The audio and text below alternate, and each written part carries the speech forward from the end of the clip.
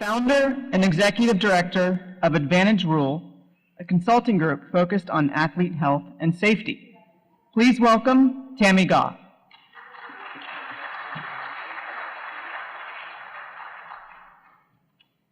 Thank you, and on behalf of the Drake Group Education Fund's Board of Directors, I would like to welcome all of you to the event today, thanking all of you for not only taking time out of your day to show up, but for some of the great questions that have already contributed to this. So I appreciate that very much, and on behalf of all of us, welcome to the event. We believe that college sports continue to contribute to vibrant campus opportunities and that athletes should be given that ability whenever possible and supported in every way possible. The key is to make sure that our athletes get a great education and that we eliminate whenever possible and as soon as possible anything that threatens their health and safety. That is a core tenet of the Drake Group Education Fund and our history. The award recipients that we honor today have played significant leadership roles on a diverse area of how to expand the rights and talk about athlete health and safety and the beneficial benefits of college sports. They have expanded opportunities for underserved populations in advancing gender equity, educating the public about the need to protect college athletes from discrimination, economic exploitation, physical and mental abuse. These are truly wonderful honorees that we are so grateful to have here with us today. I'd like to ask Alan Sack to please come and stand beside me to do the honors of presenting each of the 3 awards being bestowed today. And in conjunction with that, I do want to recognize also the platinum sponsorship of the University of New Haven in honor of Dr. Sack, where he served as a member of the faculty for 41 years.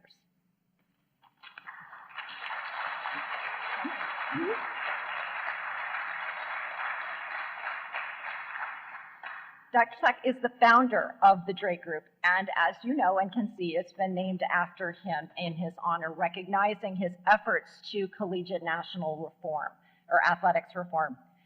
His unshakable commitment, unshakable, he hates this when we talk about him right up here, but his unshakable commitment to good scholarship, to dependence on research-supported data, and the love for potential competitive athletes to develop and deliver profound developmental experiences to those who play.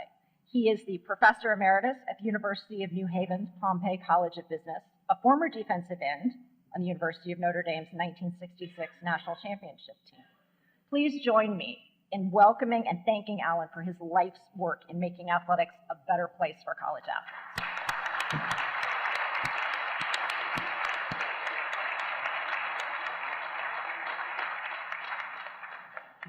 We begin today with the announcement of the Drake Group Education Fund National Public Service Award, which honors an elected public official responsible for proposing legislation or policy changes that significantly improve the conduct of intercollegiate athletics, that enhances the rights of college athletes, and protects their education, health, and safety. Our 2024 award honors and recognizes the persistent work of a member of Congress who has sponsored legislation to ensure gender equity in sports. She advanced House Concurrent Resolution 54, expressing the sense of Congress that Title IX applies to the NCAA, which should be working to prevent discrimination on the basis of sex in its programs and activities. She is the sponsor of HR 2532, the Women in NCAA Sports Act, or the WINS Act. And the WINS Act brings public attention to the fact that for decades, the NCAA has prioritized men's sports over women's sports programs. It has created, normalized, and perpetuated fundamental inequities between their men's and women's programming, and ignored, rejected, or just generally inadequately implemented key recommendations from its own external reviews that identify or would prevent these inequities. The WINS Act proposes a blue-ribbon bipartisan commission appointed by the House and Senate leadership to conduct a transparent and comprehensive review of NCAA operations for the purpose of producing recommendations that would result in greater accountability and in sustained progress towards ensuring that all college athletes are allowed the same experience in college athletics, regardless of their sex or gender. Her work advances the public's understanding of the importance of women's sports and the need for greater equity in what the NCAA funds and promotes. We admire her as an example, as a fighter for the equal treatment of women's sports, coaches, and athletes, and we applaud her model legislation to address fairness in college sports. Everyone, please congratulate the winner of the 2024 Drake National Public Service Award, the Honorable U.S. Representative from New Jersey's 11th District, Representative Mikey Sherrill.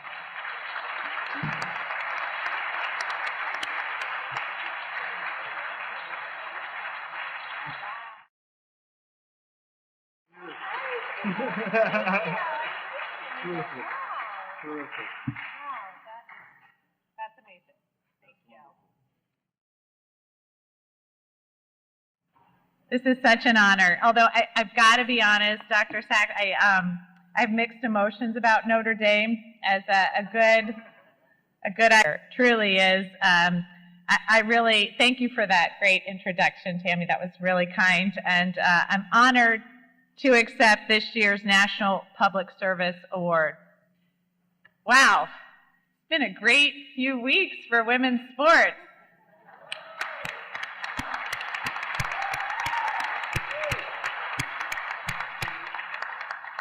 I mean, I had so much fun watching the Women's March Madness tournament. We saw things that I think were truly historic. Caitlin Clark wrapping up her legendary collegiate career with the Hawkeyes, and Dawn Staley's South Carolina Gamecocks topping off a perfect season with the national championship.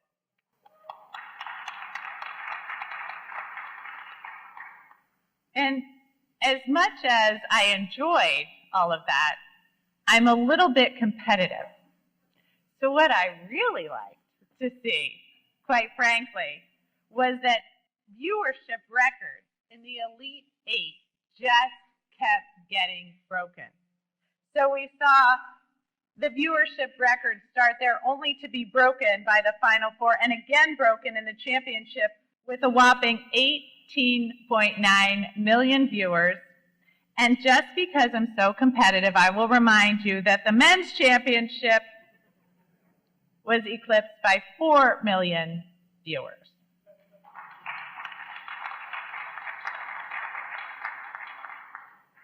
As I always like to say, I love the men. I'm raising 2 of them. But man, that was a good feeling. Because it's what we've been talking about. It's what we've been saying. In fact, I remember talking to Emmert and saying, look, you're leaving viewers on the table. You're leaving women like me who grew up playing competitive sports and want to watch women compete on the table. You're leaving us behind. And if you build it, they will come. And we just saw what Charlie Barker built, and we saw people coming, and we will continue to see this growing. The recent success at all levels was built on women putting hours in the gym, hours on the court, hours on the field, largely when nobody was watching. I don't know if you guys remember those commercials about Missy Franklin's swim meets, and it's a blank screen because nobody recorded it. This is what we've seen in women's sports. It's truly been a reforms that will best support growing collegiate athletics. And I've been fortunate to work alongside the Drake Group as I advocate for Title IX and women's sports in Congress. This issue is so important to me because I grew up playing sports. And, you know, what's so fascinating to watch is I've seen in my own family the differences. My mother didn't play on any organized sports teams as a child. She played kickball at school recess. I was able to play on organized sports teams, but the resources always went to the boys' teams, the better coaches, the better fields, the better uniforms.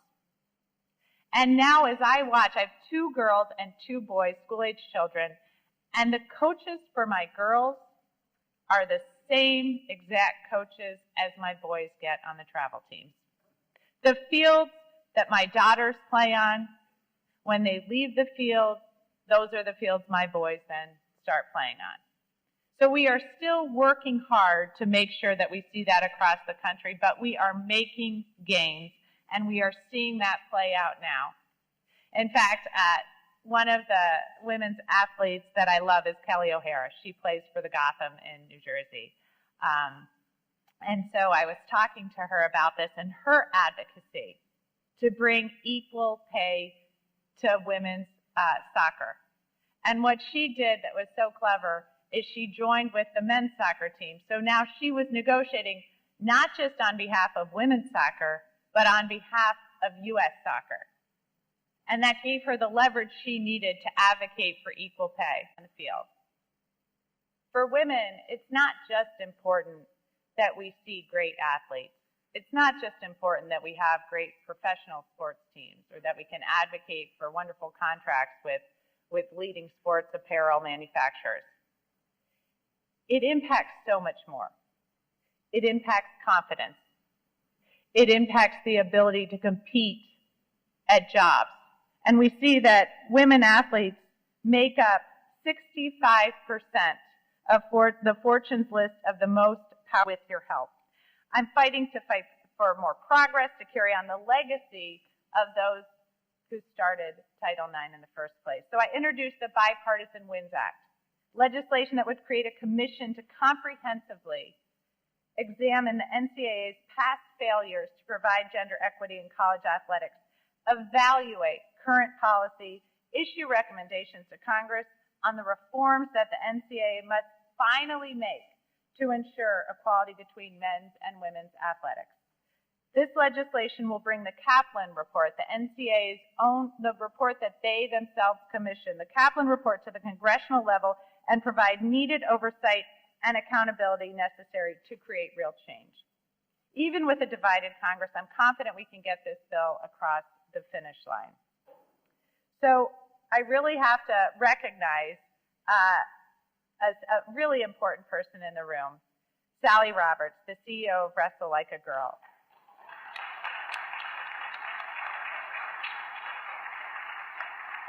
While I have mixed emotions about Notre Dame, as we've all discussed, a group that I never have any mixed emotions about are our women's veterans community. They have been such leaders in so many ways, and so Sally is such a great representation of that. We have seen in New Jersey participation in high school girls wrestling increased by 600% over the last 9 years. Truly amazing.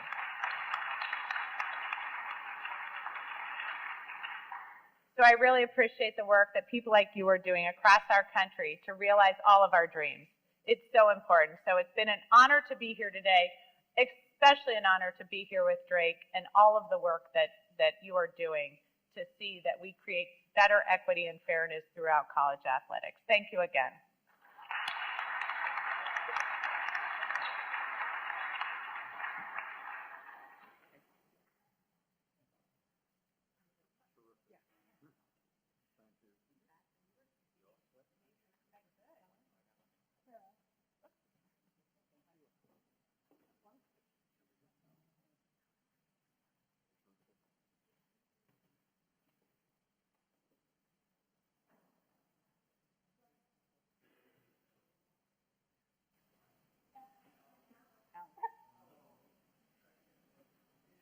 While we're doing transitions, I want to bring up, Julie made a mention earlier that all of our panelists and moderators donated their time today.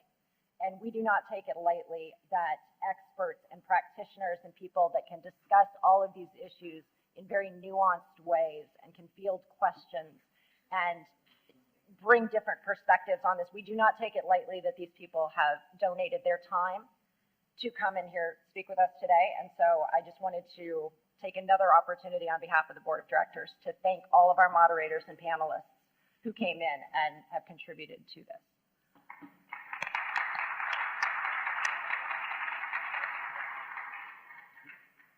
And as if I could have wanted a better intro to our next award, our next recipient is an Army veteran, a chief executive officer, and founder of Wrestle Like a Girl.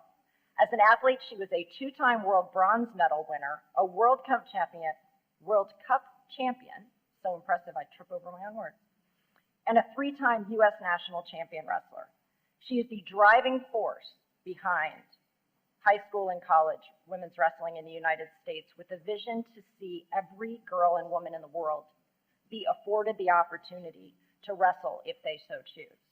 She considers sport a major vehicle for social change that will enable women to realize and exercise their power, which we know is an essential task now and moving forward. She founded Wrestle Like a Girl in 2016 by conducting wrestling clinics and programs throughout the U.S. before realizing and taking on the responsibility of knowing that women's access to sports and the resources required to support their participation would require policy change, as so many things do. She expanded the mission of Wrestle Like a Girl to then become the preeminent nonprofit organization advocating for the addition of girls wrestling programs by state high school associations and developing women's college wrestling at the collegiate level. There are now 45 states that have high school girls wrestling championships, and that is in no small part due to her efforts. In 2020, she led the effort to have women's wrestling recognized by the NCAA as an emerging sport, and in 2024, Wrestle Like a Girl raised $290,000 to support and televise the National Collegiate Women's Wrestling Championship. This year, the NCAA has recommended that the membership approve the first Women's NCAA National Collegiate Wrestling Championship to occur in 2026, the result of Sally's historic leadership, and we know that. Please join me in congratulating the 2024 Hero Award recipient from Wrestle Like a Girl, Sally Robbins.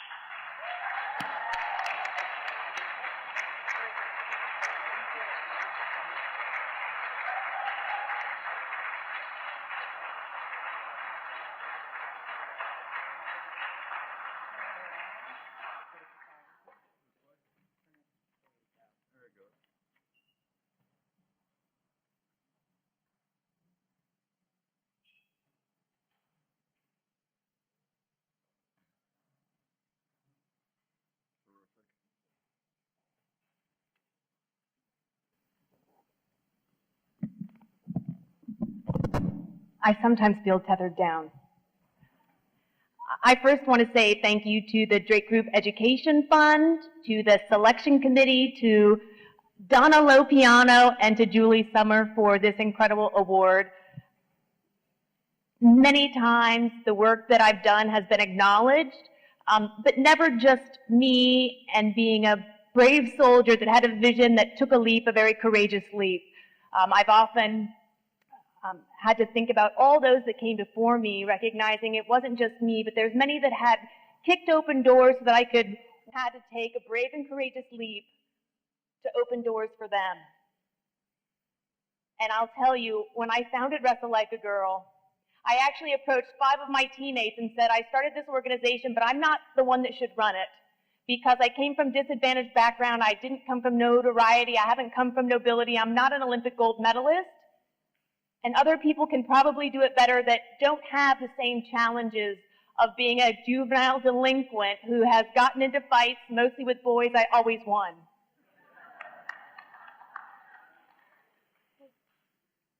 Looking at my resume, it didn't seem like I was nearly the ideal candidate for someone that was going to become an audacious leader who kicked open doors for other people. But as I've come to understand the NCAA, that's exactly the personality that was needed. We sit here today recognizing the challenges that are across the landscape, and I want to thank everyone here in this room, because the reforms that are happening and the conversations that are happening, they affect each and every one of us. To the athletes that are in this room, I want you to know that I am adamant that they're the most effective voice, the most powerful voice on the character values that emulate and are needed across our society to fulfill leadership positions: courage, character, and confidence. And when we look at the backbone of what the infrastructure of the United States is about, the spirit of innovation, the spirit of entrepreneurialism. And that comes from our student athletes who take brave and courageous leaps every day. They get taken down, they get back up. They miss a shot, they keep going. They get tackled, they're going to get back to their feet. Those are the attributes that we need. Those are the skills that we need, and those are the hearts that we need from our athletes. Because they're learning on the playing field, they're learning on the wrestling mat, they're learning on the basketball courts what it means to be a teammate, what it means to respect other people, what it means to play fair, because we all have been cheated out there and we know how it feels if we're not winning. And we know how it feels if we're not winning because of someone else's indecisiveness, because of cheating, because of a bad referee. That's never happened to me. I've actually lost every single time because I wasn't the best person that day. And we also need leaders that have humility, that are willing to learn and are willing to grow. I want to thank you all for being here. I want to thank you all for continuing to support the Drake Group Education Fund. The work that's being done is incredibly important. It's needed, it's necessary, it's timely. The conversations that are happening in this room. You cannot get women's wrestling started as a varsity sport until you raise $14 million. She called me up and said, Sally, can you help me write a list? And she started making phone calls. I thought I would have gone right and sued them, but let's start making phone calls and get allies first, okay? And some of the challenges that we are running into, it is because of name, image, and likeness. How are they going to add another women's sport as a varsity sport if that's another student athlete that they're now going to have to figure out how to compensate? There's been 4 Division I programs that were ready to start women's wrestling before NIL got passed. All of those conversations have now stopped. Recognizing that there's no one right now that takes the charge and enforces.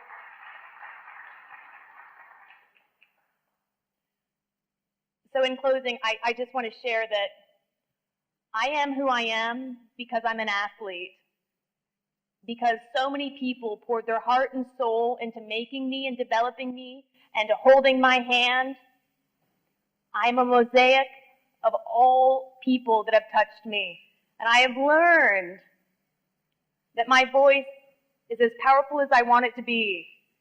But I have to continue to be brave. I have to continue to be courageous. I encourage all of you to look at your student athletes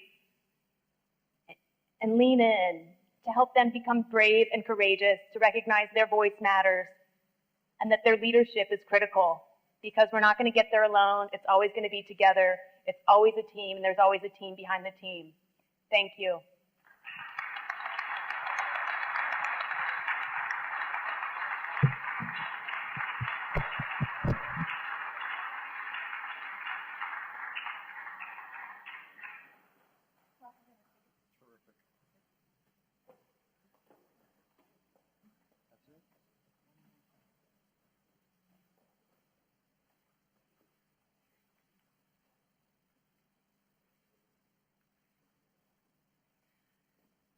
So I really appreciate the fact that the Drake Group Education Fund honors not only practitioners and people who have become involved in advocacy and government, they also choose to recognize the next generation of young people and undergraduate and graduate students who are doing the work and reporting on some of these stories. Because we know that sometimes when you get into the larger field, access journalism becomes a thing. And the work that student journalists have the capacity and the ability to do is necessary, vital, and an irreplaceable benefit to the business of college sports, and it is a business. So for us, a $1,000 prize recognizes the print, video, or multimedia work of graduate or undergraduate student journalists for investigative reporting on intercollegiate athletics, and that can be a lot of different things. We have a wonderful judging committee made up of, and I thank them all, Mark Hyman, Liz Clark, Michael Fletcher, John Wilner, and Shannon Scoville. We appreciate them for, the ones that don't really say much. And they thought, this is saying something without saying something. Press release stated that the school's football coach was being suspended for 2 weeks without pay following claims of hazing activities and events. These 4 students took a vague university press release about an internal investigation and turned it into a national blockbuster and intimidation, and their work served a great service while demonstrating the power of not only collaboration but of urgency, because this story needed to be told. They wrote, former NU football player details hazing allegations after coach suspension, and followed it up with the report of former NU players describe racist environment in football program. The latter was a disturbing look inside the culture and racial dynamics of the Northwestern University football team. Former players spoke in detail about ways in which their coach allegedly abused his position of power by making inappropriate and racist comments to players. Hazing allegations shed light on the lack of safety for these players. And this reporting elevated the question of how do we ensure that college athletes get the support that they deserve and that they're entitled to. The article can be found, the QR codes, they're all online, so if you want to follow and read those articles, I highly, highly recommend it.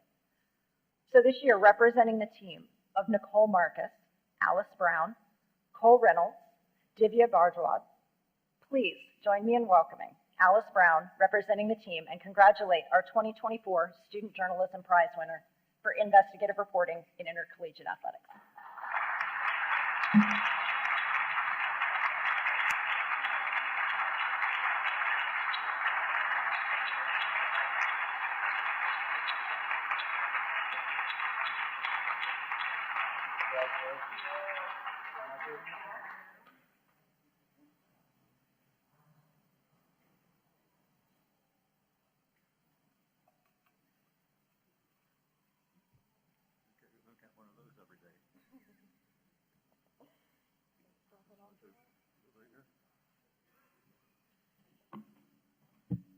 Thank you so much on behalf of myself and the rest of my team that couldn't be here today, to the Drake Group for this incredible award.